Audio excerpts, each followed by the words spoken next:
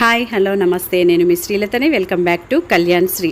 ఇవాళ tasty recipe వచ్చేసి Kurnool special recipe అండి. ఉగ్గానిని ఎలా ప్రిపేర్ చేసుకోవాలనేదే ఇవాళ వీడియో అండి. ఇది చాలా సింపుల్గా జస్ట్ 5 minutesలోనే కంప్లీట్ చేసేయొచ్చండి. ముందుగా 3 స్పూన్ల పుట్నాల పప్పును, 2 వెల్లుల్లిని, 1 ఎండుమిర్చిని మెత్తని పౌడర్ లాగా చేసుకోవాలండి. నేను ఇక్కడ రోట్లో దంచుకున్నాను, మీరైతే మిక్సీ జార్లో వేసుకొని గ్రైండ్ చేసుకోండి.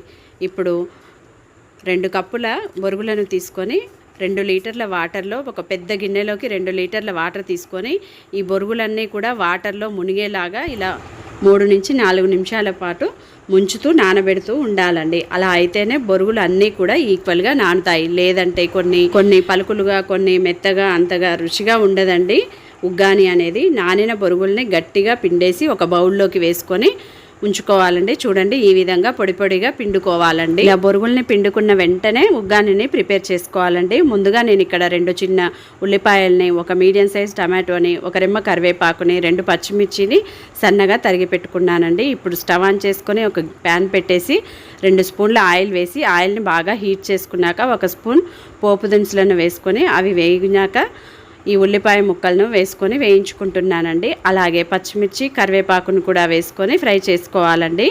ఇప్పుడు దీనిలోకి ముందుగా కట్ చేసి పెట్టిన టమాటాను కూడా 2 నిమిషాలు ఫ్రై చేసుకుందామండి. ఆ తర్వాత దీనిలోకి రుచికి సరిపడినంత సాల్ట్ని వేసేసి ఒకసారి బాగా మిక్స్ చేసుకుంటున్నాను. ఆ తర్వాత 1/2 స్పూను పసుపును వేసుకుంటున్నానండి.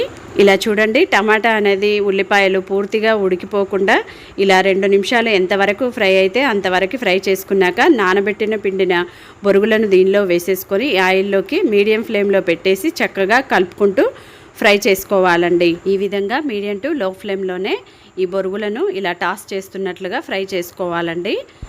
ఇలా చేయడం వలన ఈ ఆయిల్ అంతా ఈ బొరుగులకి ఈక్వల్గా పడుతుందండి.